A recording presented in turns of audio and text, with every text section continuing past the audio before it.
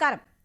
പഹൽഗാമിൽ പൊലിഞ്ഞ 26 ജീവന്, ഇന്ത്യയുടെ ആത്മാഭിമാനത്തിനേറ്റ മുറിവിന് ഓപ്പറേഷൻ സിന്ദൂറിലൂടെ പാകിസ്ഥാന് കനത്ത പ്രഹരം ഇന്ത്യ നൽകിയിട്ട് 3 മാസമേ പിന്നിട്ടിട്ടുള്ളൂ. ആണവ ഭീഷണിയും യുദ്ധമെന്ന പേപ്പിടിയും കാട്ടുകയാണ് പാകിസ്ഥാൻ വീണ്ടും. അസിം മുനീറും ബിലാവലും ഷഹബാസ് ഷരീഫും മാറി മാറി പ്രകോപനം സൃഷ്ടിക്കുന്നു. ഇന്ത്യയുടെ സുഹൃത്ത് രാഷ്ട്രമായ അമേരിക്കയുടെ മണ്ണിൽ നിന്ന് ആണവ ഭീഷണി മുഴക്കിയ അസിം മുനീർ പാകിസ്ഥാൻ തെമ്മാടി രാഷ്ട്രമെന്ന് ലോകത്തോട് വിളിച്ചു പറയുകയായിരുന്നു. ട്രംപിന്റെ തണലിലാണോ ബിസിനസ് പങ്കാളിയായ അസിം മുനീറിന്റെ പ്രകോപനം? വീണ്ടും പട്ടാള അട്ടിമറി ഭയക്കുന്ന പാകിസ്ഥാനിലെ നേതാക്കൾ പ്രകോപനം സൃഷ്ടിക്കുന്നതിന്റെ ലക്ഷ്യമെന്ത്? വൈറ്റ് ഹൌസിൽ വിരുന്നുണ്ട ധൈര്യത്തിൽ വീമ്പിളക്കുന്ന അസിം മുനീറിനോടാണ് ഇനി ഒരു ഓപ്പറേഷൻ സിന്ദൂർ താങ്ങാൻ ശേഷിയുണ്ടോ പാകിസ്ഥാന്? സ്വാഗതം.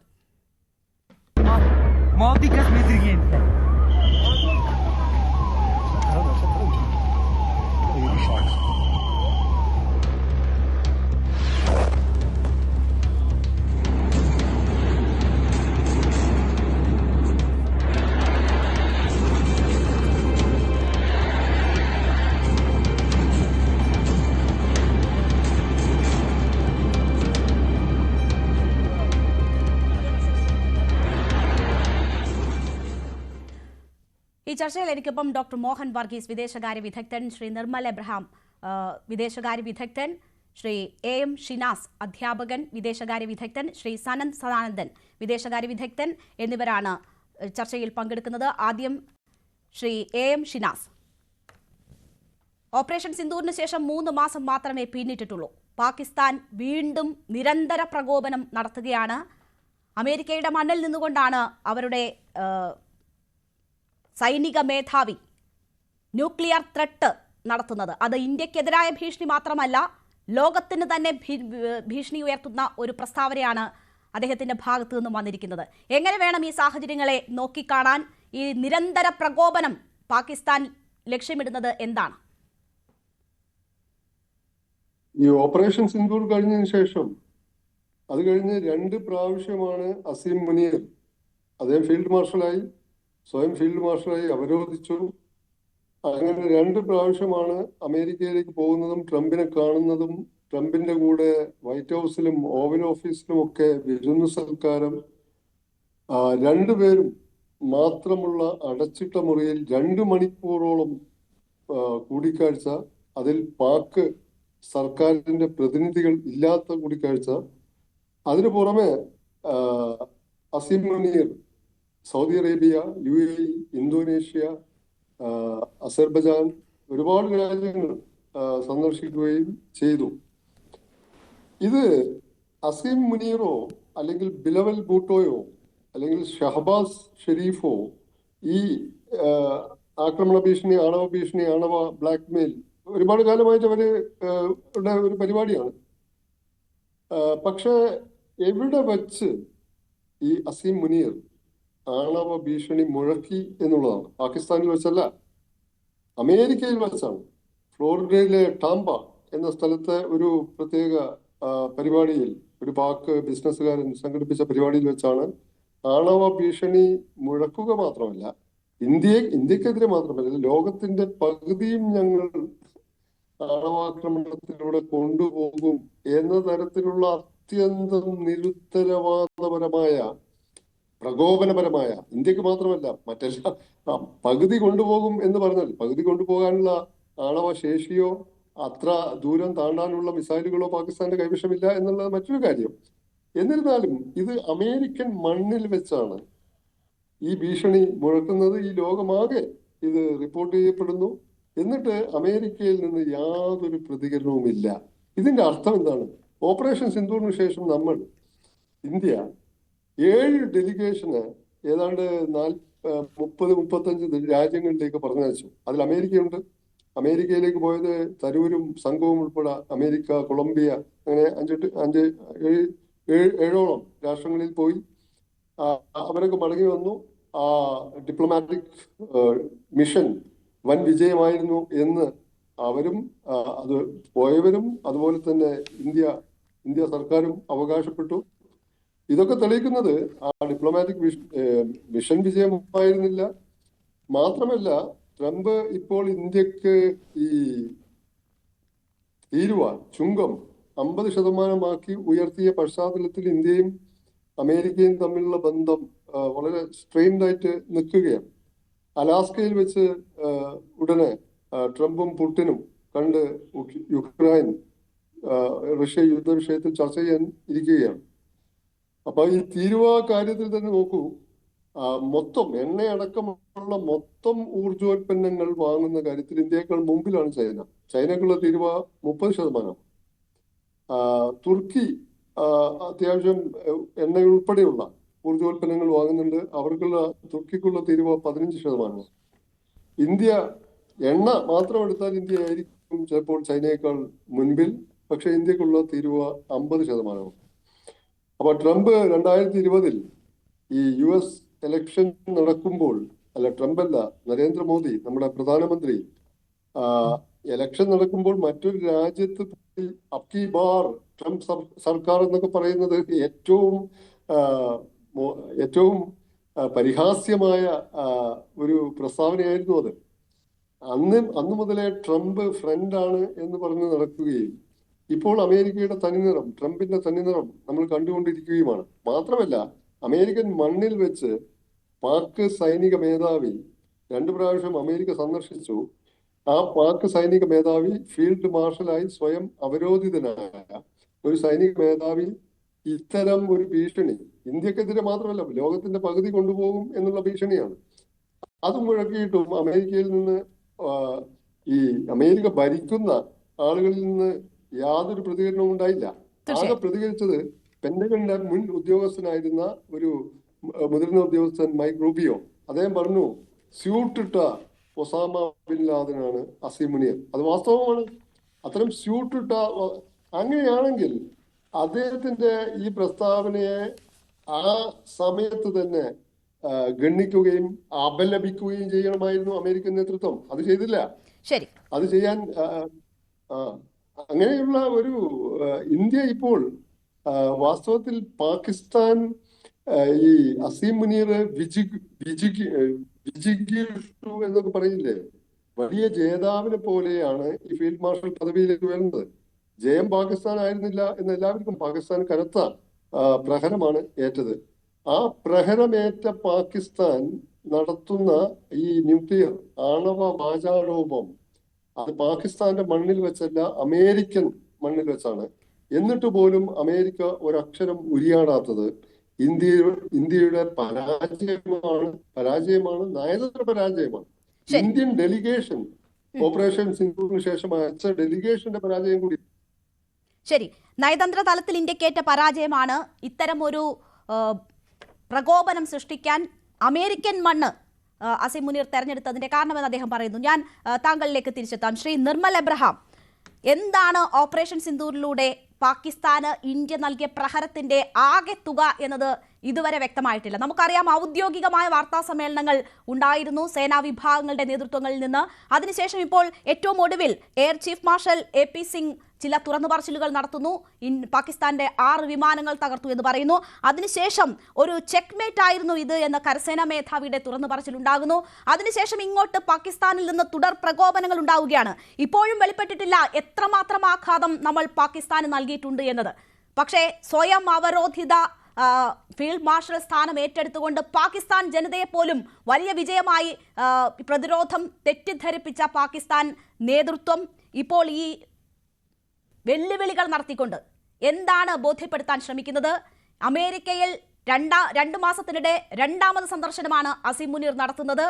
അമേരിക്കൻ പ്രസിഡന്റിന്റെ തണലിലാണോ ഇപ്പോഴത്തെ ഈ പ്രകോപനം, ഈ ഭീഷണി മുഴക്കൽ? ഇല്ല, അങ്ങനെ കാണാൻ സാധിക്കില്ല. അമേരിക്കയിൽ വെച്ച് നടന്ന ഒരു ബ്ലാക്ക് ടൈ ഇവന്റിലായിരുന്നു എന്നുള്ളതല്ലാതെ അമേരിക്കൻ പ്രസിഡന്റ് തണലാണെന്ന് കരുതുന്നില്ല. മാത്രമല്ല, ഓപ്പറേഷൻ സിന്ദൂറിന്റെ ബാക്കി പത്രമായിട്ട് മുഴുവനായിട്ട് കാണാൻ പറ്റില്ല. ഇത് ബേസിക്കലി ഇപ്പൊ ബിലാവൽ ഭൂട്ടോ പറഞ്ഞത് നമ്മൾ റീസെന്റ് ആയിട്ട് കേട്ടു.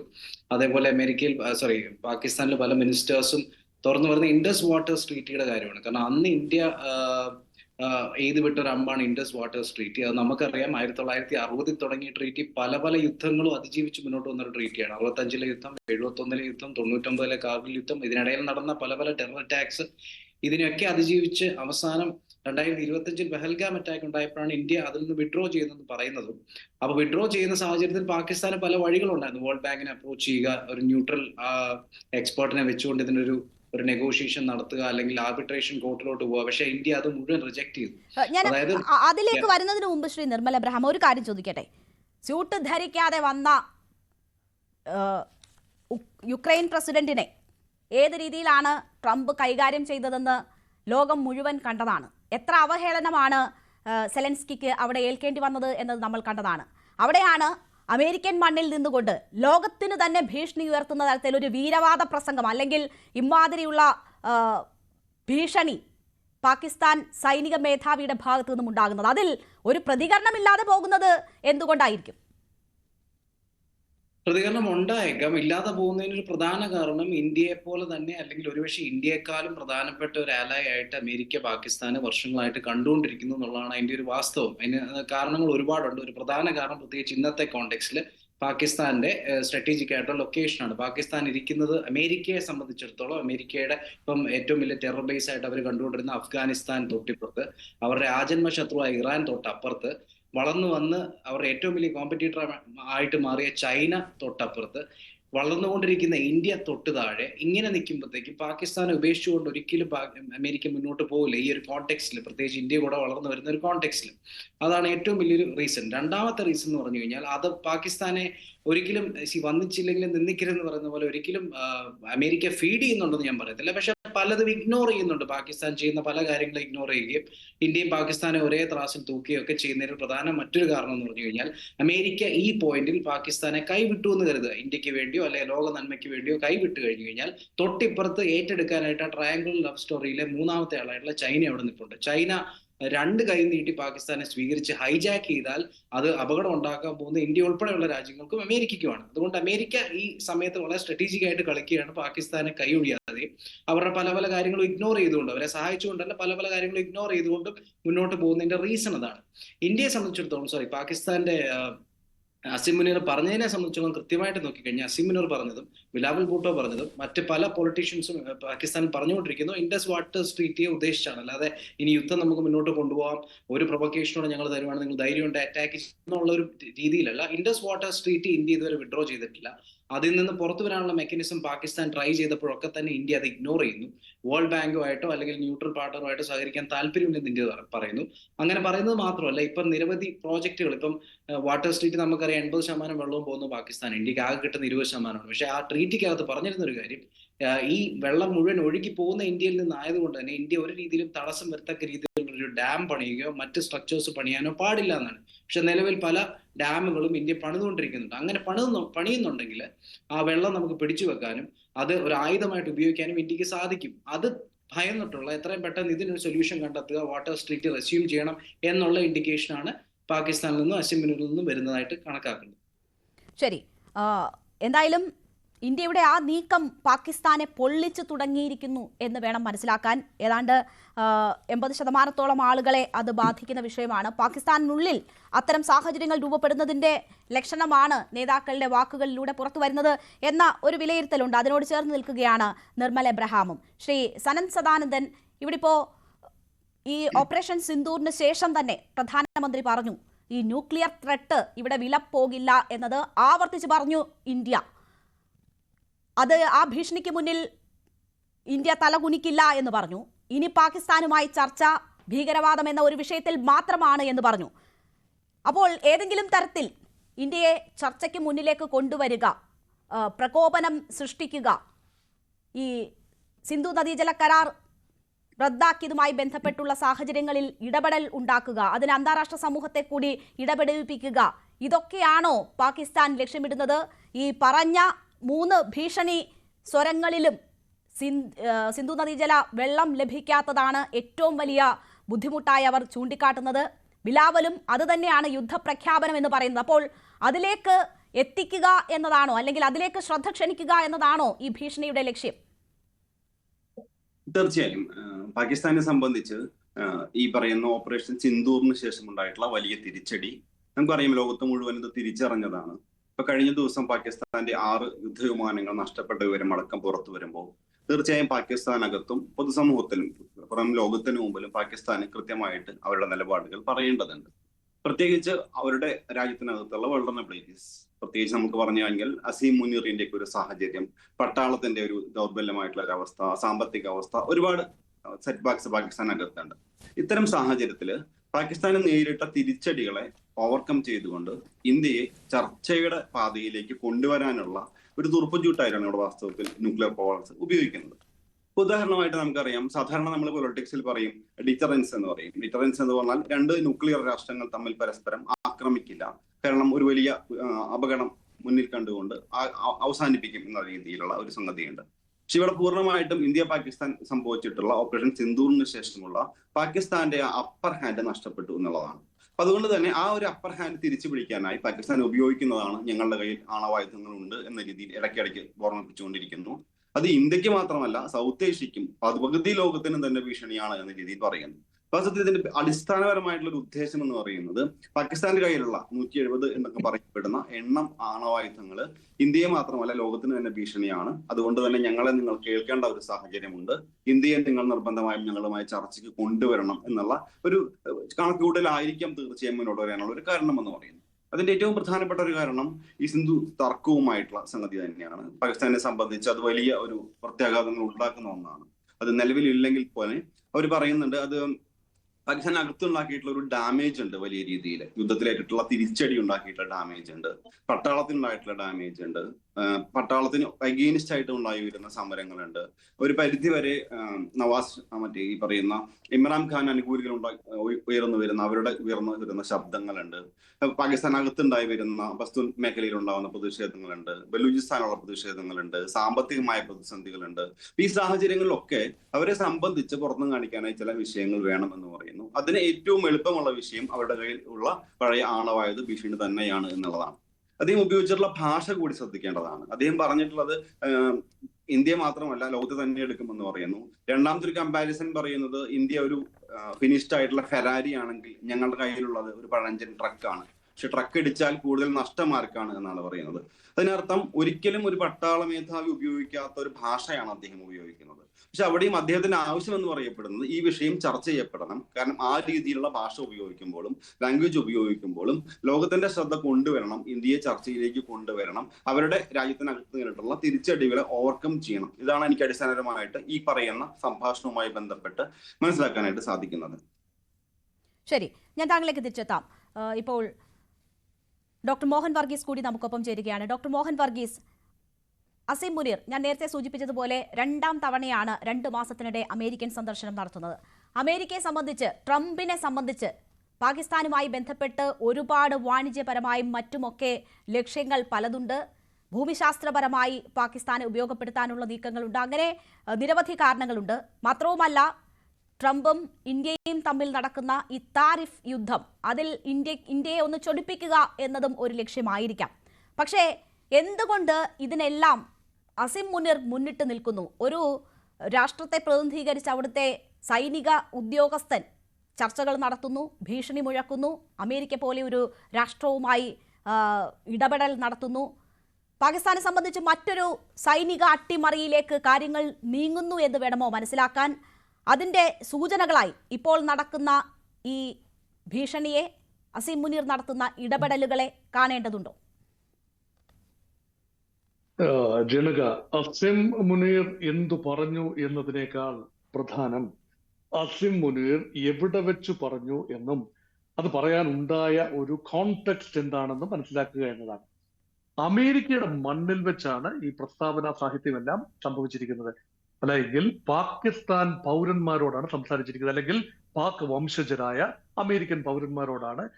എല്ലാ ഫോണുകളും മാറ്റിവെച്ചതിന് ശേഷം, മറ്റ് റെക്കോർഡിംഗ് ഡിവൈസസ് എല്ലാം ഒഴിവാക്കിയതിനു ശേഷം എനിക്ക് ചില നിർണായക കാര്യങ്ങൾ നിങ്ങളോട് പറയാനുണ്ട് എന്ന് പറഞ്ഞുകൊണ്ട് അസീം മുനീർ പാകിസ്ഥാന്റെ ജനതയോടായി സംസാരിക്കുന്നത് പോലെയാണ് എനിക്ക് തോന്നിയത്. പക്ഷേ അത് അമേരിക്കയുടെ മണ്ണിൽ വെച്ചാണ്. അതിന് അമേരിക്കയുടെ മൗനസമ്മതം ഉണ്ടെന്ന് വേണം കരുതാൻ.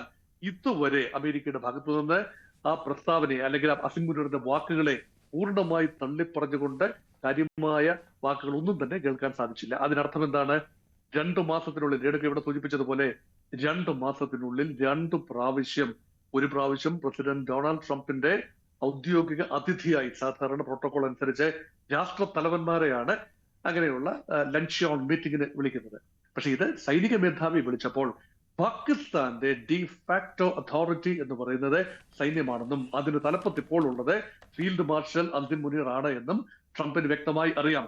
സൈന്യം നിയന്ത്രിക്കുന്ന ഒരു രാഷ്ട്രീയ ഘടന അല്ലെങ്കിൽ ഒരു രാജ്യം, ആ രാജ്യത്തെ കൊണ്ട് തങ്ങൾക്ക് ഇഷ്ടമുള്ള രീതിയിൽ കാര്യങ്ങൾ ചെയ്യിച്ചെടുക്കാം.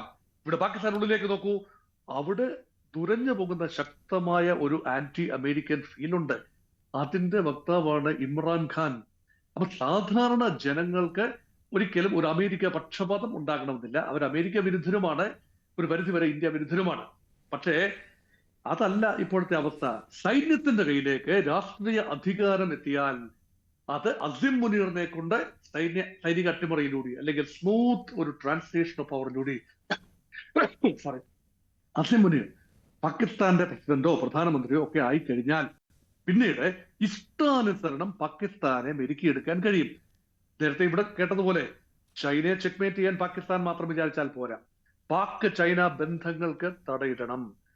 ഇന്ത്യയെ എക്കാലത്തും എതിർക്കുന്ന വിശ്വസ്ത പങ്കാളിയായി പാകിസ്ഥാനെ കൂടെ കൂട്ടാം. ഇറാനിൽ നിന്ന് കടന്നു വരുന്ന ത്രെട്ടിനെ നള്ളിഫൈ ചെയ്യാൻ പാകിസ്ഥാൻ ഇറാൻ സഹകരണം ഉണ്ടാവരുത്. അതുകൊണ്ട് അമേരിക്ക പക്ഷപാതിയായ പാകിസ്ഥാൻ ഉണ്ടാവണം. ഇതൊന്നും ഒരു പൂർണ്ണമായി ഒരു ജനാധിപത്യ സർക്കാരിനെ കൊണ്ട് ചെയ്യിച്ചെടുക്കാവുന്ന കാര്യങ്ങളല്ല. അതുകൊണ്ടാണ് ആസിം മുനീർ ഇത് very important cog in the United States scheme of things. ഇത് ട്രംപിന് നന്നായി അറിയാം, ഡീപ് സ്റ്റേറ്റ് അമേരിക്കൻ എസ്റ്റാബ്ലിഷ്മെന്റിന് നന്നായിട്ട് അറിയാം. പക്ഷെ അതുകൊണ്ടാണ് ഇപ്പോഴത്തെ അമേരിക്കൻ ഡീപ് സ്റ്റേറ്റ്, അപ്പോൾ ഡെമോക്രാറ്റിക് പാർട്ടിക്കൊക്കെ നിർണായക സ്വാധീനമുള്ള ചില കേന്ദ്രങ്ങളുണ്ട് അതിനുള്ളിൽ. അതിനകത്ത് ബിസിനസ്മെൻ ഉണ്ട്, മറ്റു പല ആളുകളുണ്ട്, രാഷ്ട്രീയക്കാരുണ്ട്. അവരാകെ അങ്കലാപ്പിലാണ്. ഇതെങ്ങനെയാണ് ഈ അവസ്ഥ? അമേരിക്കയുടെ ഒരു മാറുന്ന ഒരു സ്റ്റാൻസ് അത് പാകിസ്ഥാൻ അനുകൂലമായി വരുന്നു, ബംഗ്ലാദേശ് അനുകൂലമായി വരുന്നു. ഇന്ത്യ എന്ന ഒരു സ്റ്റേബിൾ അല്ല എന്ന് പറയാനാവില്ല, ഒരു പുതിയതായി ലഭിച്ച ഒരു നല്ല വാല്യൂ ഉള്ള മൂല്യവർദ്ധന വരുത്തിയെടുക്കാൻ കഴിയുന്ന ഒരു നല്ല ചങ്ങാതിയെ പിണക്കിക്കൊണ്ട് പാകിസ്ഥാനെയും ബംഗ്ലാദേശിനെയും എന്തിന് കൂട്ടുപിടിക്കണം എന്ന ഒരു ചിന്ത അമേരിക്കൻ ഡീപ് സ്റ്റേറ്റ് എസ്റ്റാബ്ലിഷ്മെന്റിന്റെ ഇടയിൽ തന്നെ ഉണ്ട്. അവർ അതേക്കുറിച്ച് ഒരു വ്യക്തമായ ഒരു നിഗമനത്തിൽ എത്തിയിട്ടില്ല ഇതുവരെ. They are waiting and watching. ചില ശബ്ദങ്ങൾ ഡെമോക്രാറ്റിക് പാർട്ടിയുടെ ഭാഗത്ത് നിന്ന് ചില ശബ്ദങ്ങൾ ഉണ്ടാവുകയും ചെയ്തിട്ടുണ്ട്. അതിനർത്ഥം എന്നോട് ചോദ്യത്തിലേക്ക് ഇനി വരികയാണ്, എന്തുകൊണ്ട് പാകിസ്ഥാൻ അമേരിക്കയെ സംബന്ധിച്ചിടത്തോളം വളരെ പ്രിയപ്പെട്ട രാജ്യമാകുന്നു? എന്തുകൊണ്ട് അസിം മുനീർ പ്രിയപ്പെട്ട ഒരു ഫാക്ടറായി മാറുന്നു? കൃത്യമാണ്, അമേരിക്കയെ സംബന്ധിച്ചിടത്തോളം എക്കാലത്തെയും അലായി പാകിസ്ഥാനായിരുന്നു. അവർക്ക് ചങ്ങാത്തം ഉള്ളത് കൊണ്ടല്ല, അവരുടെ സാഹചര്യങ്ങൾ അനുസരിച്ച് മോൾഡ് ചെയ്തെടുക്കാവുന്ന രാജ്യമാണ് പാകിസ്ഥാൻ. ഭാരതം അങ്ങനെയല്ല.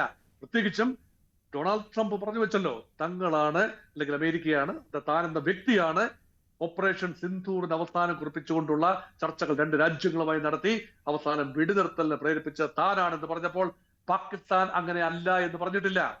അത് മാത്രമല്ല, അസിം മുനീറാണ് സമാധാനത്തിന്റെ നോബൽ സമ്മാനത്തിന് എൻഡോഴ്സ് ചെയ്ത് Pakistan endorsement to the president Trump on Nobel peace price.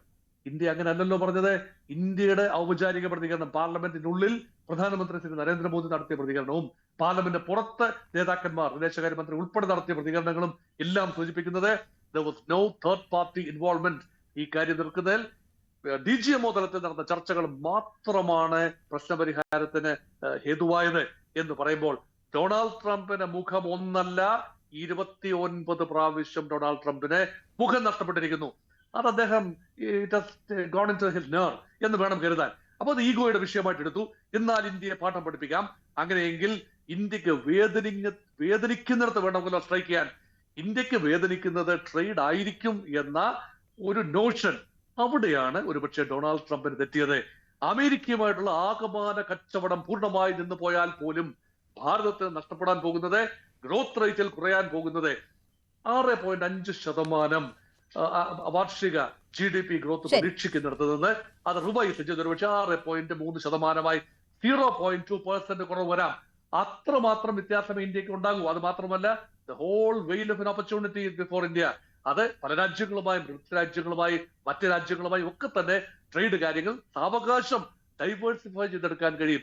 Oil purchase പോലും ഡൈവേഴ്സിഫൈ ചെയ്തെടുക്കുക, കൂടുതൽ രാജ്യങ്ങളിൽ നിന്നും ഓയിൽ സോഴ്സ് ചെയ്യാൻ സാധിക്കും. ഇതെല്ലാം ഭാരതത്തിന് മുമ്പിൽ ഉണ്ടായിരിക്കെ അമേരിക്കൻ പ്രസിഡന്റ് ട്രംപിന്റെ ബിസിനസ്സും രാഷ്ട്രീയവും കൂട്ടിക്കുഴയ്ക്കുന്ന സൈനികം, സാമ്പത്തികം, രാഷ്ട്രീയം ഇതെല്ലാം കൂട്ടിക്കുഴയ്ക്കുന്ന ഒരു നയമാണ് പാകിസ്ഥാനെ ഈ ഒരു അവസ്ഥയിൽ കൊണ്ടെത്തിച്ചത്. പാകിസ്ഥാനിന് കരകയറാനാവില്ല.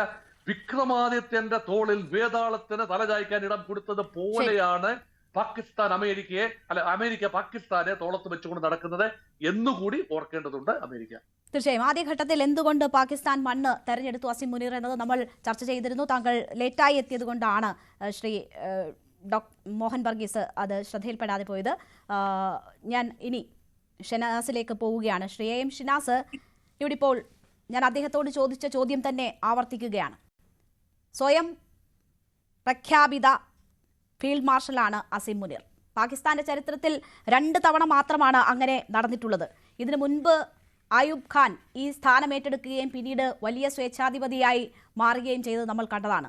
ഇപ്പോൾ നയതന്ത്ര ബന്ധങ്ങൾ ഊട്ടിയുറപ്പിക്കാൻ അസീം മുനീർ അഹോരാത്രം പണിയെടുക്കുന്നതാണ് കാണുന്നത്. അത് അമേരിക്കയുമായി മാത്രമല്ല മറ്റു രാഷ്ട്രങ്ങളുമായും നേരിട്ടുള്ള ഇടപെടൽ നടത്തുന്നു. പാകിസ്ഥാൻ വീണ്ടും ഒരു അസ്ഥിരമായ സംവിധാനത്തിലേക്ക് പോവുകയാണോ? സൈന്യം അവിടെ അധികാരത്തിലേക്ക് വരുന്നതിന്റെ സൂചനകളായി താങ്കൾക്ക് ഇതിനെയൊക്കെ നോക്കിക്കാണാൻ കഴിയുന്നുണ്ടോ?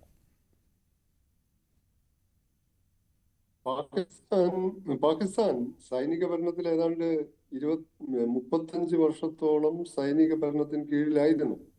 അയ്യൂബ് ഖാൻ 58 തൊട്ട് 69 വരെ. 69-ൽ യാഹ്യ ഖാൻ വന്നു. 71-2 വരെ അദ്ദേഹമായിരുന്നു. അതിനുശേഷം 78 മുതൽ സിയാവുല്ലൊക്കെ ആയിരുന്നു. ഇനി ജനാധിപത്യ ഭരണകൂടങ്ങൾ വന്ന കാലയളവിൽ തന്നെ സൈന്യമായിരുന്നു പാകിസ്ഥാന്റെ നിയന്ത്രാതാവ്. സൈന്യത്തിന്റെ നിയന്ത്രണത്തിലായിരുന്നു അവിടുത്തെ സിവിലിയൻ ഭരണകൂടങ്ങളെല്ലാം. പൊതുവെ ഒരു ക്ലീശയായ ചൊല്ലുണ്ട് പാകിസ്ഥാനെ പറ്റി. എല്ലാ രാജ്യങ്ങൾക്കും സൈന്യമുണ്ട്, സൈന്യത്തിന് രാജ്യമുള്ള സ്ഥലമാണ് പാകിസ്ഥാൻ. അതാണ് പാകിസ്ഥാന്റെ മിലിറ്ററി ഇങ്ക് എന്ന പുസ്തകത്തിൽ അത് വളരെ വിശദമായി നമുക്ക് കാണാം. പാകിസ്ഥാൻ സൈനിക കാര്യങ്ങൾ മാത്രമല്ല, സാമ്പത്തിക സാമൂഹിക രംഗത്ത് പല കാര്യങ്ങളും നിയന്ത്രിക്കുന്ന ഒരു വൻ സമുച്ചയമാണ്. അപ്പോ സൈനിക പട്ടാള ഭരണമാണെങ്കിലും പട്ടാള ഭരണമല്ലെങ്കിലും പാകിസ്ഥാനെ നിയന്ത്രിച്ചു പോരുന്നത് 50കളുടെ തുടക്കം മുതലെങ്കിലും അല്ലെ 50കളുടെ ഒടുക്കം മുതലെങ്കിലും സൈനിക മേധാവികൾ തന്നെയാണ്. അതിൽ യാതൊരു സംശയവുമില്ല. ഇപ്പോൾ അമേരിക്കയിൽ വെച്ച് ഈ പ്രസ്താവന നടത്തി. അമേരിക്ക ഒന്നും മിണ്ടുന്നില്ല. അമേരിക്കക്ക് പാകിസ്ഥാൻ ഇപ്പോൾ ഇറാൻ നോക്കൂ, അമേരിക്കയിലെ ഇരട്ടത്താപ്പ് നോക്കൂ. ഇപ്പോ ഇറാന് ആണവായുധങ്ങൾ ഉണ്ട് എന്ന് ആരോപിച്ചാണ് ഇസ്രായേലും അമേരിക്കയും കൂടി ആക്രമിച്ചത്. അപ്പോ അമേരിക്കൻ മണ്ണിൽ നിന്ന് തന്നെ അമേരിക്കക്കാരായിട്ടുള്ള പാക് വംശജരോടാണെങ്കിൽ പോലും ഇത് ലോകം മുഴുവൻ വാർത്തയായിട്ടും അമേരിക്ക യാതൊരുവിധ പ്രതികരണവും നടത്തിയിട്ടില്ല. ഇന്ത്യയുടെ ഉറ്റ സുഹൃത്തു കൂടിയാണ് അമേരിക്ക എന്നാണ് പറയപ്പെടുന്നത്. പക്ഷേ അസീം മുനീർ അമേരിക്കയിൽ വെച്ച് 2 പ്രാവശ്യം അമേരിക്കയിൽ പോകുന്നു. ഈ അസീം മുനീർ ഒരു പാകിസ്ഥാന്റെ ഭരണാധികാരി എന്ന നിലക്കല്ല അവിടെ സ്വീകരിക്കപ്പെടുന്നത്. എന്നാൽ പാകിസ്ഥാന്റെ ഭരണാധികാരിക്ക് സ്വീകരണം കിട്ടുന്നതിനേക്കാൾ ഊഷ്മളമായ സ്വീകരണം കിട്ടുന്നു. 2 തവണ ട്രംപുമായി കൂടിക്കാഴ്ച നടത്തുന്നു. 2 തവണ അടച്ചിട്ട മുറിയിൽ മാത്രം സംസാരിക്കുന്നു. അപ്പോ ഇത് ഇന്ത്യയുടെ വിദേശ നയത്തിൽ നേരത്തെ മോഹൻ വർഗീസ് ചൂണ്ടിക്കാണിച്ചതുപോലെ, ശ്രീ മോഹൻ വർഗീസ് ചൂണ്ടിക്കാണിച്ചതുപോലെ പാകിസ്ഥാനെ വളക്കുന്നത് പോലെ, നടത്തുന്നത് പോലെ, ചലിപ്പിക്കുന്നത് പോലെ ഇന്ത്യയെ ചലിപ്പിക്കാൻ പറ്റില്ല. അതൊരു യാഥാർത്ഥ്യമാണ്. കാരണം ഇന്ത്യയുടെ എണ്ണ വാങ്ങുന്നത് നിർത്തും എന്ന് പറഞ്ഞാൽ ഇന്ത്യ മുൻപിൻ നോക്കാതെ അത് നിർത്താൻ പോകുന്നില്ല. അപ്പോ ആ രീതിയിലുള്ള കാര്യങ്ങളൊന്നും പാകിസ്ഥാനെ കൊണ്ട് ചെയ്യിപ്പിക്കുന്നത് പോലെ ഇന്ത്യയെ കൊണ്ട് ചെയ്യിപ്പിക്കാൻ ട്രംപിന് പറ്റില്ല. ഇനി മറ്റു രീതിയിലുള്ള സാഹചര്യങ്ങൾ വന്നാലും അത് ഇന്ത്യയിലെ ഏത് ഭരണകൂടമായാലും. എന്നാൽ പാകിസ്ഥാന് ഈ പറയുന്ന കാര്യങ്ങളൊക്കെ വെച്ചുകൊണ്ട് പാകിസ്ഥാനെ ഒരു സാധാരണ പങ്കാളി എന്നാണ് ട്രംപോ അമേരിക്കൻ നേതൃത്വം വിശേഷിപ്പിച്ചത്. അസാധാരണവും വിചിത്രവും എന്നാൽ അമേരിക്കയുടെ താൽക്കാലിക നേട്ടങ്ങൾക്ക് വേണ്ടി പാകിസ്ഥാനെ കൂട്ടുപിടിക്കേണ്ട ഗതികേടിലാണ് അമേരിക്ക. അതുവഴി നഷ്ടപ്പെടുത്തുന്നത് ഇന്ത്യയുമായുള്ള ഒരു ചങ്ങാത്തത്തിലെ ക്രെഡിബിലിറ്റി. ഇന്ത്യയെ സംബന്ധിച്ചിടത്തോളം അമേരിക്ക ഒട്ടും വിശ്വാസയോഗ്യമല്ലാത്ത ഒരു ചങ്ങാതിയും പങ്കാളിയുമാണെന്ന് അമേരിക്ക തന്നെ കൂടെ കൂടെ തെളിയിച്ചുകൊണ്ടിരിക്കുകയാണ്. അതുകൊണ്ട് ഇന്ത്യക്ക് ഒരുപാട് സാധ്യതകളുണ്ട്. ബ്രിക്സുമായിട്ടും റഷ്യ, ചൈനയുമായി ഇന്ത്യ വീണ്ടും ചൈനയിലേക്ക് പോയി. റഷ്യയിലേക്ക് അജിത് ഡോവലിനെയാണ് വിട്ടിരിക്കുന്നത്. ബ്രിക്സ് രാജ്യങ്ങളുമായിട്ട് ഈ ഇന്ത്യയുടെ വ്യാപാരത്തിന്റെ ഡൈവേഴ്സിഫിക്കേഷൻ, വൈവിധ്യവൽക്കരണത്തിന് സാധ്യതകളുണ്ട്. അമേരിക്ക പഴയ പോലെയല്ല. അമേരിക്ക നിലം പതിച്ചു എന്നാരും പറയുന്നില്ല. അമേരിക്ക ഇപ്പോഴും ആഗോള ശക്തിയാണ്. പക്ഷെ അമേരിക്കൻ മേധാവിത്വത്തിന് വലിയ തോതിലുള്ള ഉലച്ചിൽ നേരിട്ടിരിക്കുന്നു. ആ ഉലച്ചിലിന്റെ പിടയിലാണ് വാസ്തവത്തിൽ അമേരിക്കയുടെ ഈ താരിഫ് യുദ്ധം. അത് വാസ്തവത്തിൽ അമേരിക്കയും അമേരിക്കയുടെ കൂട്ടാളികളും തന്നെ ഉദ്ഘോഷിച്ച ആഗോളീകരണ, ഉദാരീകരണ നയങ്ങൾക്കെതിരെയാണ് വാസ്തവത്തിൽ. സ്വതന്ത്ര വ്യാപാരം, സ്വതന്ത്ര വിപണി എന്നൊക്കെയായിരുന്നല്ലോ പ്രഘോഷണം. ഇപ്പോൾ സ്വതന്ത്ര വ്യാപാരവും വേണ്ട, സ്വതന്ത്ര വിപണിയും വേണ്ട, താരിഫിന്റെ മതിൽക്കെട്ടുകൾ തീർത്ത് ഒരു റിവേഴ്സ് ഗ്ലോബലൈസേഷൻ, ആന്റി ഗ്ലോബലൈസേഷൻ ആണ് അമേരിക്കയും യൂറോപ്യൻ യൂണിയനും ഒക്കെ നടത്തുന്നത്. അവര് തന്നെ മുന്നോട്ട് വെച്ച ഒരു വ്യാപാര പ്രത്യയശാസ്ത്രത്തിന്റെ കടക്കൽ അവർ തന്നെ കത്തിവെക്കുന്ന ഒരു വിരോധാഭാസമാണ് ഇന്ന് ലോകം കണ്ടുകൊണ്ടിരിക്കുന്നത്. അപ്പോൾ പാകിസ്ഥാൻ അസീം മുനീർ ആണെങ്കിലും പർവേഷ് മുഷാറഫിന്റെ ഗതി എന്തായി എന്ന് നമുക്കറിയാം. എങ്ങനെയാണ് സിയാഉൽ ഹഖ് കൊല്ലപ്പെട്ടത്? A case of exploding mangoes എന്ന് പറഞ്ഞ ഒരു നോവലുണ്ട്. അതുപോലും അറിയുന്നത് അമേരിക്കക്കും പാകിസ്ഥാനിലെ ഡീപ് സ്റ്റേറ്റിനും ഒക്കെ ആയിരിക്കും. അപ്പോൾ പാകിസ്ഥാൻ ഒരു പരാജയപ്പെട്ട രാഷ്ട്രം എന്ന് പറയപ്പെടുന്നുണ്ടെങ്കിലും പാകിസ്ഥാനെ പോലെ ഇത്രമേൽ സാമ്പത്തികമായും സൈനികമായും ഒക്കെ ഈ രീതിയിൽ റിസീവിങ് എൻഡിൽ നിൽക്കുന്ന ഒരു രാജ്യം. ബലൂചിസ്ഥാന്റെ കാര്യം നമ്മൾ റെസിസ്റ്റന്റ് ഫ്രണ്ടിനെ അമേരിക്ക തീവ്രവാദ സംഘടനയായി പ്രഖ്യാപിച്ചു. അപ്പോൾ അസീം മുനീർ പോയപ്പോൾ ബലൂച്ച് ലിബറേഷൻ ആർമിയെ തീവ്രവാദ സംഘടനയായി പ്രഖ്യാപിച്ചു. ബലൂചിസ്ഥാൻ വഴിയാണ് ഈ ചൈന പാക് സാമ്പത്തിക ഇടനാഴിയൊക്കെ കടന്നു പോകുന്നത്, ചൈനീസ് ഉദ്യോഗസ്ഥരെ ഒക്കെ. അപ്പൊ ബലൂചിസ്ഥാനിൽ എണ്ണയുണ്ട്, പ്രകൃതിവാതകമുണ്ട്, ധാതുക്കളുണ്ട്, ലിഥിയം പോലുള്ള. അപ്പൊ ബലൂചിസ്ഥാനെ തീരെഴുതി കൊടുക്കാൻ തന്നെ അസീം മുനീർ തീരുമാനിച്ചു എന്ന മട്ടിലുള്ള വിശകലനങ്ങൾ വരുന്നുണ്ട് അമേരിക്കക്ക്. അത് ചൈന എങ്ങനെ നോക്കി നിൽക്കും എന്നുള്ളതും ഒരു ചോദ്യമാണ്.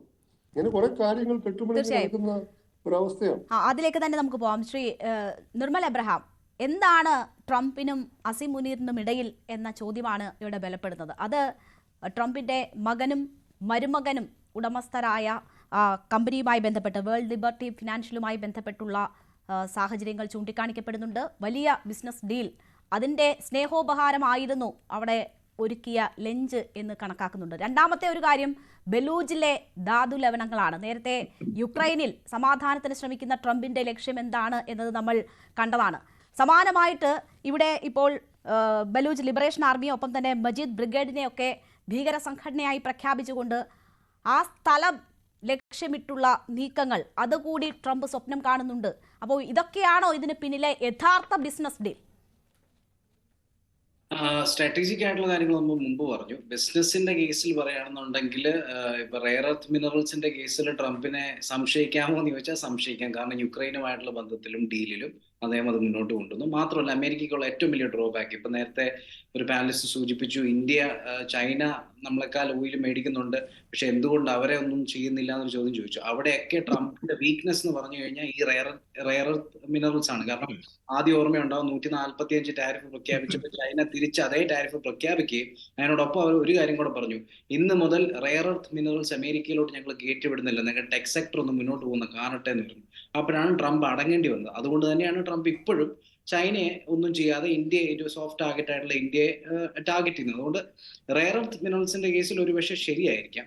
ഇന്ത്യയെ സംബന്ധിച്ചിടത്തോളം എനിക്ക് തോന്നുന്നത് സ്ട്രാറ്റജിക്കലി ആ ഒരു ബിസിനസ് ഡീൽ കൊണ്ട് ഇത് തീരുമോ എന്ന് ചോദിച്ചു കഴിഞ്ഞാൽ അങ്ങനെ ആയിരിക്കില്ല. ട്രംപ് ആയാലും ബൈഡൻ ആയാലും അടുത്ത പ്രസിഡന്റ് ആയാലും ഇത് ഈ നേരത്തെ സൂചിപ്പിച്ച പോലെ തന്നെ ഈ സ്ട്രാറ്റജിക് ആയിട്ടുള്ള ബന്ധം നിലനിൽക്കെ അവരുമായിട്ട് ഒരു സോഫ്റ്റ് ടേംസിൽ തന്നെ അമേരിക്ക മുന്നോട്ട് പോകും. അത് എത്ര വർഷങ്ങൾ കഴിഞ്ഞാലും, അല്ലെ പിന്നെ ഇറാന്റെയും ചൈനയുടെയും ഒക്കെ ത്രെറ്റ് ഇല്ലാതാകുക, അതൊരിക്കലും ഈ അടുത്തൊരു 50 വർഷത്തിൽ നടക്കാൻ പോകുന്നില്ല, പ്രത്യേകിച്ച് ചൈനയുടെ കേസ്. അതുകൊണ്ട് ഒരിക്കലും ആ സ്ട്രാറ്റജിക് ആയിട്ടുള്ള ബന്ധം അങ്ങനെ നിലനിന്ന് പോകും.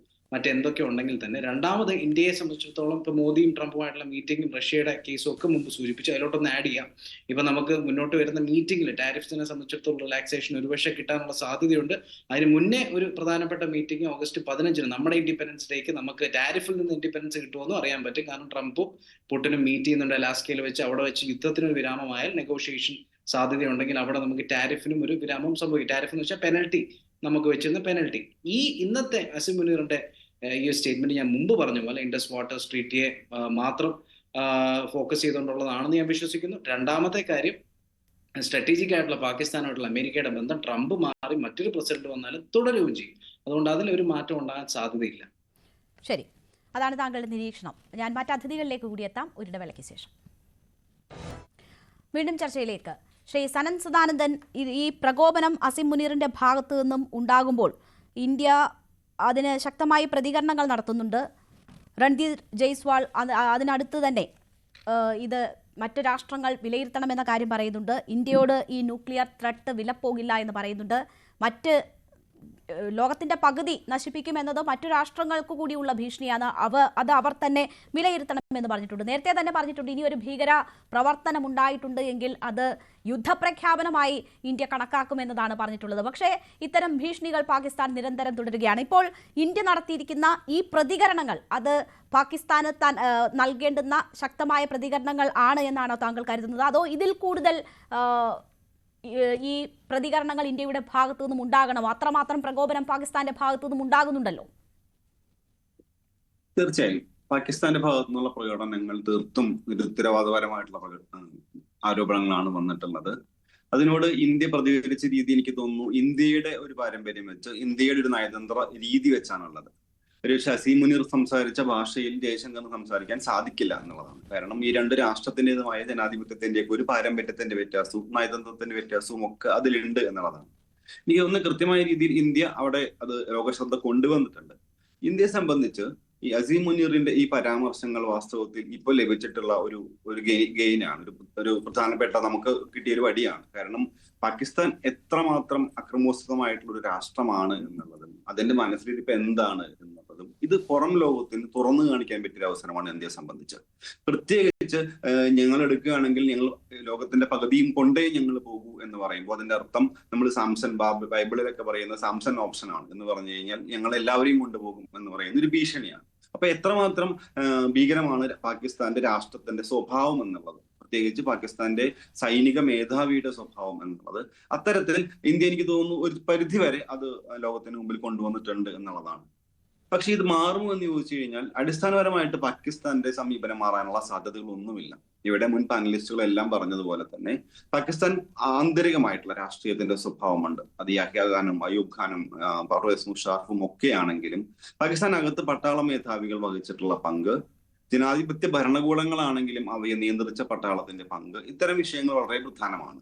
പ്രത്യേകിച്ച് ഈ കാലഘട്ടങ്ങളിൽ ഉള്ള ഒരു വ്യത്യാസം പാകിസ്ഥാനകത്തുള്ള സംഘർഷങ്ങൾ, നവാസ് ഷരീഫ് അല്ലെങ്കിൽ ബിലാവൽ ഭൂട്ടോ ഒക്കെ നിൽക്കുന്നുണ്ടെങ്കിൽ പോലും വളരെ രീതിയിലുള്ള നമ്മളുടെ ഇമ്രാൻഖാന്റെ ഒരു പങ്ക്, സാധാരണ രീതിയിൽ നമ്മൾ കാണുന്നത് പട്ടാള മേധാവികൾ അല്ലെങ്കിൽ മുൻ പ്രധാനമന്ത്രിമാരെല്ലാം ഭരണശേഷം അഴിമതി നടത്തിക്കൊണ്ട് ലണ്ടനിലേക്ക് പോവുകയും ഭരണമാറ്റത്തിന് ശേഷം തിരിച്ചു വരുന്ന സാഹചര്യവുമാണ്.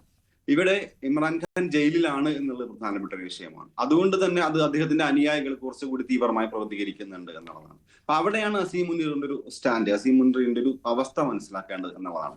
അതുകൊണ്ട് തന്നെ വരും ദിവസങ്ങളിൽ നമ്മൾ അസീം മുനീറിന്റെ ഭാഗത്തു നിന്ന് അല്ലെങ്കിൽ തത്തുല്യമായ സ്ഥാനത്ത് വഹിക്കുന്ന പട്ടാള വിഭാഗത്തിലെ ആളുകളിൽ നിന്ന് പ്രകോപനപരമായിട്ടുള്ള പരാമർശങ്ങൾ പ്രതീക്ഷിക്കണം എന്നുള്ളതാണ്. അവിടെ ഒരു കാര്യം കൂടി കൂട്ടിച്ചേർക്കാനുണ്ട്. അമേരിക്കയുടെ ഭാഗത്ത് നോക്കുമ്പോൾ കൃത്യമായിട്ട് അറിയാം അമേരിക്ക ഈ വിഷയത്തിൽ ഒരു വലിയ നിശബ്ദത അവിടെ കീപ്പ് ചെയ്യുന്നുണ്ട് എന്നതിൽ യാതൊരു സംശയവുമില്ല. പ്രത്യേകിച്ച് അമേരിക്കൻ മണ്ണിൽ വന്ന് പറയുന്ന ഒരു വിഷയം എന്ന് പറയുന്നത്, എനിക്ക് തോന്നുന്നു ട്രംപ് ഇത് ഉപയോഗിക്കുന്നത് ഇന്ത്യയെ കൂടുതൽ പ്രതിസന്ധിയിലാക്കാനായിട്ടുള്ള ഒരു ടൂളായിട്ടാണ്. കാരണം ചർച്ചയ്ക്ക് വരാൻ പോകുന്ന ഇന്ത്യയെ പരമാവധി സംഘർഷത്തിലാക്കുകയും പരമാവധി ഭീഷണിയിൽ എത്തിക്കുകയും അതിനുശേഷം താരിഫുമായി ചർച്ച കൊണ്ടുവരിക എന്നുള്ളതാണ്. ഒരു ഉദാഹരണം മാത്രമേ ഞാൻ പറയാം. ചൈനയുമായി ബന്ധപ്പെട്ട് ആദ്യം പറഞ്ഞത് 145% തീരുവ എന്നാണ്. തിരിച്ച് 125% ചൈന അമേരിക്കൻ ഉൽപ്പന്നങ്ങൾക്ക് എന്ന് പറഞ്ഞു. പക്ഷെ പിന്നീട് ചർച്ചകൾക്ക് ശേഷം അത് 30-10 വന്നു. ഇപ്പൊ കഴിഞ്ഞ ദിവസം അത് 90 ദിവസത്തേക്ക് നീട്ടിയിട്ടുണ്ട്. അപ്പൊ അതിന്റെ അർത്ഥം പെട്ടെന്ന് തന്നെ ഇത് ഇംപ്ലിമെന്റ് ചെയ്യുന്നില്ല എന്നുള്ളതാണ്. അപ്പൊ ചൈനയെ ചർച്ചയിലേക്ക് കൊണ്ടുവരാനുള്ള ഒരു ടൂളായിട്ടാണ് അവർ ഉപയോഗിച്ചിട്ടുള്ളത്. അത്തരത്തിൽ വരുന്ന സമയങ്ങളിൽ ഒരുപക്ഷെ അടുത്ത മാസം UN ജനറൽ അസംബ്ലിയിൽ പങ്കെടുക്കാനായിട്ട് ട്രംപ് അമേരിക്കയിലേക്ക് പോകുന്നുണ്ട്, മോദി അമേരിക്കയിലേക്ക് പോകുന്നുണ്ട്. ആ സാഹചര്യത്തിൽ രണ്ടുപേരും തമ്മിലുള്ള ഒരു മീറ്റിങ്ങിനുള്ള സാധ്യതയുണ്ട്. അപ്പൊ അതിന് മുൻപായിട്ട് ഒരുപക്ഷെ പരമാവധി ഇന്ത്യയെ സമ്മർദ്ദത്തിലാക്കുക എന്നുള്ളത് അമേരിക്ക ഉപയോഗിക്കുന്ന ഒരു ആയുധം കൂടിയാണ് ഈ വാസ്തവത്തിൽ ഈ പാകിസ്ഥാന്റെ പ്രകോപനപരമായിട്ടുള്ള ഈ പ്രസ്താവനകളെന്നാണ് എനിക്ക് തോന്നുന്നത്. തീർച്ചയായും ഞാൻ താങ്കളിലേക്ക് തിരിച്ചെത്താം. ശ്രീ മോഹൻ വർഗീസ് തുടരുന്നുണ്ട്. ഡോക്ടർ മോഹൻ വർഗീസ്, ഇവിടെ ഇപ്പോൾ പാകിസ്ഥാന്റെ ഭാഗത്തു നിന്നും ഉണ്ടാകുന്ന ഭീഷണി മെഴ്സിഡസ് ബെൻസും ഡംപ് ട്രക്കും തമ്മിലുള്ള വലിയ കമ്പാരിസൺ നടത്തി സ്വയം ട്രോളുകൾ ഏറ്റുവാങ്ങുന്ന അസീം മുനീറിനെ നമ്മൾ കണ്ടു. ലോകത്തിന്റെ പകുതി കൊണ്ടുപോകും ഞങ്ങളെ തകർത്താൽ എന്ന് പറയുന്ന അസീം മുനീർ കയ്യിലിരിക്കുന്ന ഷഹീൻ 3 എന്ന് പറയുന്ന ഏറ്റവും ദൈർഘ്യമേറിയ മിസൈലിന് കിഴക്കനേഷ്യയിൽ പോലും എത്താൻ പറ്റാത്തൊരു സാഹചര്യം ഉണ്ട് എന്നത് ഓർക്കുന്നു എന്നറിയത്തില്ല. അബാബിൽ 2200 കിലോമീറ്ററാണ്, ഫത്ത 2400 കിലോമീറ്ററാണ് അവരുടെ മാക്സിമം പ്രഹരശേഷി എന്നിരിക്കെ എന്തിനാണ് ഇത്രമാത്രം ബഡായി അടിക്കുന്നത് പാകിസ്ഥാൻ എന്നൊരു ചോദ്യം കൂടിയില്ലേ? അങ്ങനെയുണ്ട്. പാകിസ്ഥാനെ എക്കാലത്തും ബഡായി അടിക്കുക എന്നത് തന്നെയാണല്ലോ പാകിസ്ഥാന്റെ നയം.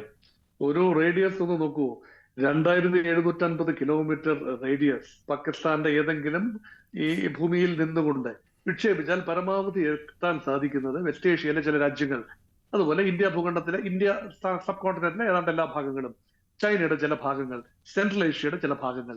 അതല്ലാതെ ലോക ജനസംഖ്യയുടെ ഈ പകുതിയും വസിക്കുന്ന ഇടമല്ലത്. ലോക ജനസംഖ്യയുടെ ഒരുപക്ഷെ ഒരു 4-1 5-1 പേര് ഒരുപക്ഷെ അഫക്റ്റഡ് ആകാം. പക്ഷെ ഇതൊക്കെ വെറും അക്കാദമിക് മാത്രമല്ല. ഇങ്ങനെയുള്ള കാര്യങ്ങൾ, ഈ ഒരു ആണവ ആയുധങ്ങൾ ഉപയോഗിക്കണമെങ്കിൽ അതിന് ട്രയാഡ് എന്ന ഒരു സങ്കല്പമുണ്ട്. അതായത് കരയിൽ നിന്നും, കടലിൽ നിന്നും, അന്തർവാഹിനികളിൽ നിന്നും, കപ്പലുകളിൽ നിന്നും, കടലിൽ നിന്നും, അതുപോലെ വ്യോമമാർഗവും മിസൈലുകൾ ഉപയോഗിച്ചോ അല്ലെങ്കിൽ ഒരുപക്ഷെ വിമാനങ്ങളിൽ നിന്നോ ഒക്കെ വർഷിക്കാൻ കഴിയുന്ന രീതിയിൽ ആണവ ആയുധങ്ങളുടെ വിന്യാസം ഉണ്ടായില്ല എങ്കിൽ ഫലപ്രദമായി ആണവായുധങ്ങൾ ഉപയോഗിക്കാനാവില്ല. അതുകൊണ്ടാണ് പറയുന്നത് ആണവായുധങ്ങൾ ഉണ്ടോ, 170 ആണവ ബോംബുകൾ ഉണ്ട് എന്നതല്ല പ്രധാനം, അതിന്റെ ഡെലിവറി സംവിധാനം, അതിന്റെ കൃത്യത, ഇതെല്ലാം തന്നെ പ്രധാനപ്പെട്ട കാര്യമാണ്. പക്ഷെ ഇവിടെ അസീം മുനീർ ഈ ആണവ പ്രയോഗത്തിലൂടെ പറയാൻ ഉദ്ദേശിച്ചത് ലോക രാജ്യങ്ങൾ ഇപ്പോൾ നിസ്സംഗത പാലിക്കരുത്. Bring India to the negotiating table, we are itching to negotiate. ആദ്യം ഞങ്ങൾക്ക് നെഗോഷിയേറ്റ് ചെയ്യേണ്ടത് കാശ്മീറാണ്. അവർ അന്നും ഇന്നും എടുത്ത നിലപാട് ഒന്ന് തന്നെയാണ്. ഇന്ത്യയെ സംബന്ധിച്ചിടത്തോളം ഏറെക്കാലമായ നിലപാടാണ് we are not going to discuss any issue with Pakistan. കാരണം പാകിസ്ഥാൻ ക്രോസ് ബോർഡർ ടെററിസം നിർത്തിവെക്കാതെ പാകിസ്ഥാനുമായി ഒരു കാരണവശാലും ഒരു ചർച്ചയുമില്ല. പാകിസ്ഥാൻ പറയുന്നു കാശ്മീർ വിഷയം ചർച്ച ചെയ്യുക, മറ്റെല്ലാ വിഷയങ്ങളും ഒറ്റ സെക്കൻഡ് കൊണ്ട് പരിഹരിച്ചിരിക്കും. അപ്പൊ ഇങ്ങനെ ഒരു ചർച്ചകളില്ല എന്ന് പറയുന്ന ഒരു ഘട്ടത്തിൽ നിന്നും ചർച്ചകൾ ഉണ്ടെങ്കിൽ അതൊരു തേർഡ് പാർട്ടി മീഡിയേഷനിലേക്ക് ഇന്ത്യയുടെ നയത്തെ മാറ്റിക്കൊണ്ടുവരാൻ സാധിക്കുമോ? നോക്കൂ, ഈ അപകടം മണത്തത് കൊണ്ടാണ് ഡൊണാൾഡ് ട്രംപിന്റെ ഇൻവോൾവ്മെന്റ് ഉണ്ടായിട്ടില്ല എന്ന് ഇന്ത്യ പല ആവർത്തി ഒളിഞ്ഞും തെളിഞ്ഞും പറഞ്ഞത്. അതുകൊണ്ടാണ് പാകിസ്ഥാൻ ഇപ്പോഴും ആഗ്രഹിക്കുന്നു മുൻകാലങ്ങളിൽ ഉള്ളതുപോലെ ഒരു മൂന്നാം കക്ഷിയുടെ മധ്യസ്ഥതയിൽ, അമേരിക്കയുടെ മാത്രം, വേറെ ഏത് രാജ്യമാണുള്ളത് മൂന്നാം കക്ഷിയുടെ മധ്യസ്ഥതയിൽ കാശ്മീർ വിഷയം മറ്റു വിഷയങ്ങളും ചർച്ച ചെയ്ത്, ആണവ വിഷയം ഉൾപ്പെടെ ചർച്ച ചെയ്ത് പരിഹരിക്കണം. അങ്ങനെയാണെങ്കിൽ മാത്രമേ പാകിസ്ഥാൻ സ്റ്റേറ്റിന് മുന്നോട്ട് പോകാനൊക്കൂ. ഒരു പരിധിവരെ ഇത് പാകിസ്ഥാന്റെ ദേശീയ താല്പര്യമാണ്. നമുക്ക് പ്രഥമ ദൃഷ്ടിയ ഒരുപക്ഷെ ഒരു മിലിറ്ററി ജനറലിന്റെ, അതായത് ഫീൽഡ് മാർഷൽ അസീം മുനീറിന്റെ വ്യക്തിപരമായ അതിമോഹങ്ങളാണ്, പ്രസിഡന്റ് പദവിയിലെത്താനുള്ള അതിമോഹങ്ങളാണ് എന്ന് തോന്നാം. പക്ഷെ ഒരു ജനതയുടെ മൊത്തം ഇൻട്രസ്റ്റ്, പാകിസ്ഥാന്റെ മൊത്തം ഇൻട്രസ്റ്റ് ആണ് ഇന്ത്യയെ നെഗോഷിയേറ്റിംഗ് ടേബിളിലേക്ക് കൊണ്ടുവരിക. തങ്ങളൊരു വീക്ക് സ്റ്റേറ്റിലാണെന്നറിയാം. മാത്രമല്ല പാകിസ്ഥാന്റെ ആണവായുധങ്ങൾ ഒളിപ്പിച്ചു വെച്ചിരിക്കുന്ന, സംഭരിച്ചു വെച്ചിരിക്കുന്ന സംഭരണ കേന്ദ്രങ്ങളുടെ അടുത്ത് വരെ ഇന്ത്യയുടെ ബ്രഹ്മോസ് മിസൈലുകൾ പതിച്ചു എന്ന് പറയുമ്പോൾ any moment Pakistan missile centre or പിന്നെ ഈ അമ്യൂണിഷൻ സെന്റർ, അതുപോലെ ആണവ അറപ്പുര കത്തി നശിക്കാം എന്ന ഒരു ഭീതിയുമുണ്ട്. അതുകൊണ്ട് അതിനെ പ്രിയംപ്റ്റ് ചെയ്യുന്നതിന് വേണ്ടി ഇങ്ങനെയുള്ള ചില പ്രസ്താവനകളിലൂടെ ലോകരാജ്യങ്ങളുടെ, പ്രത്യേകിച്ചും ഐക്യരാഷ്ട്രസംഘടനയുടെ ഉൾപ്പെടെ ശ്രദ്ധ ഇതിലേക്ക് പതിയണം എന്നൊരു ഗൂഢ ഉദ്ദേശമുണ്ട്. അതുകൊണ്ടാണ് അമേരിക്ക മിണ്ടാതെ ഇരിക്കുന്നത്. മറ്റു രാജ്യങ്ങളും കാര്യമായ ശബ്ദം ഉണ്ടാക്കിയിട്ടില്ല. ഒരു പക്ഷേ നമുക്ക് വേണമെങ്കിൽ തോന്നാം അവരൊക്കെ ഇതിനെ അർഹിക്കുന്ന അവജ്ഞയോടുകൂടി അതിനെ തള്ളിക്കളയുന്നു. ഇത് അവജ്ഞയോടുകൂടി കാണേണ്ട ഒരു വിഷയമല്ല. ഒരു കാരണവശാലും പാകിസ്ഥാൻ ഇന്ത്യയെ ആണവമായി ആക്രമിക്കാനുള്ള സാധ്യത കാണുന്നില്ല.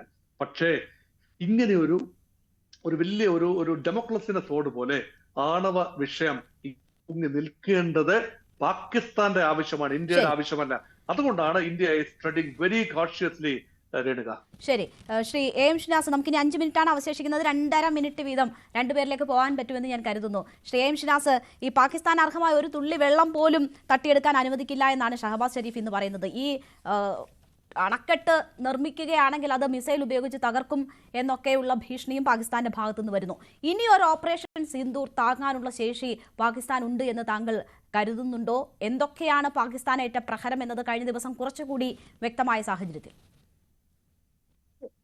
പാകിസ്ഥാന്റെ ജീവനാഡി, ജുഗുലാർ വെയിൻ, ജീവനാഡി എന്നല്ല അതിനെ പറയേണ്ടത്, പാകിസ്ഥാന്റെ ഏറ്റവും പ്രധാനപ്പെട്ട രക്തക്കുഴൽ കാശ്മീർ ആണെന്നാണല്ലോ അസീം മുനീർ കുറച്ചു മുമ്പ്, ഏതാനും മാസങ്ങൾക്ക് മുമ്പ്, യുദ്ധം തുടങ്ങുന്നതിന് ഒരാഴ്ച മുമ്പ് പറഞ്ഞത്.